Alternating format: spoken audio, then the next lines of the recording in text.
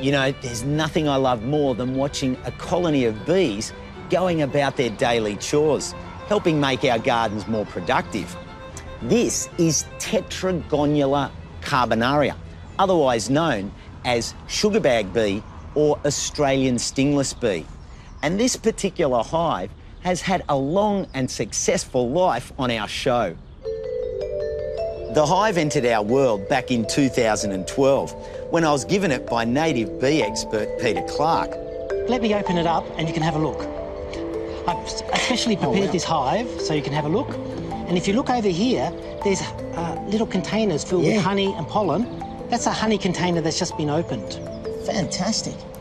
2 years later, with the hive overpopulated, I learned how to split it with the help of entomologist Dr. Tim Hurd. I weighed the box and it's about 9.8 kilos. How's that as far as being ready? That is fantastic. This hive will be full of bees, at least 10,000 bees in there, lots of stored food, lots of building structures in there in place. Perfect weight for dividing into 2 daughter colonies. One of the hives went back to my place. The other was taken to the place that raised me, Rose Bay Public School. It's important to know when is the right time to split a native beehive so that we don't disturb our valuable little workers. Now, the simplest way to do this is to weigh it. In this case, I knew that this hive was about 6 kilos. Once it reaches 9 kilos, it's ready to go. And in this case, we're at 10. Perfect. This is not something that you get to do very often. We have to do it quickly because we want to minimise disturbance.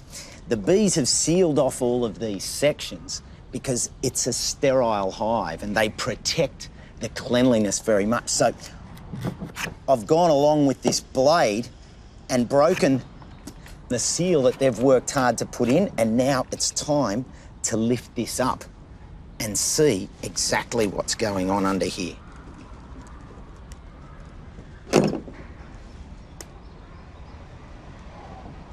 Oh, look at that. You can see the brood, the form of the brood, this Fibonacci spiral. It looks perfect in here. I'm not actually taking any of the honey out of this hive because we're splitting it and I want them to have as much food as possible to adjust and build the new hive. The top half of our existing hive will go onto a new bottom.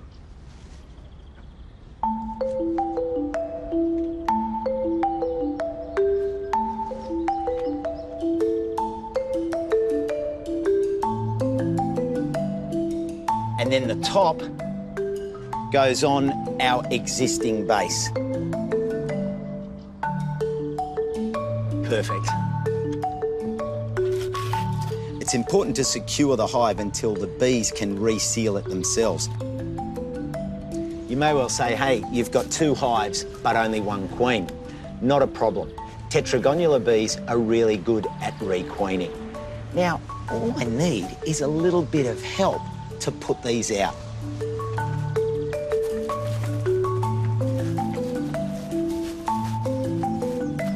After splitting a native hive, the 2 hives have to be placed either side by side, which is what I'm doing here, or at least 1 kilometre apart to stop the separated bees returning to their original hive. Don't go under it. Just a little bit of pressure on there, pulling down as I hit it. Okay, ready? And lift. 1 hand top, 1 hand bottom. Okay, someone got it? Okay, carefully come around here. Native stingless bees are fantastic pollinators, and splitting their hives means the colonies keep growing. And the great thing about the colonies being here at the school is that these kids will have hands-on experience in learning about the important role these tiny pollinators play in all our gardens. They're looking for the door. They're saying, hey, who moved our house?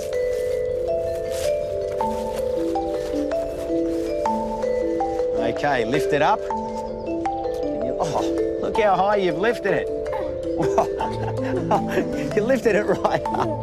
Good effort. That was right up and into position. How are we going, girls and boys? We close? What do you reckon? Tell me when. Is that it? Yeah. Great. And we stretch it over. Is our strap over the top.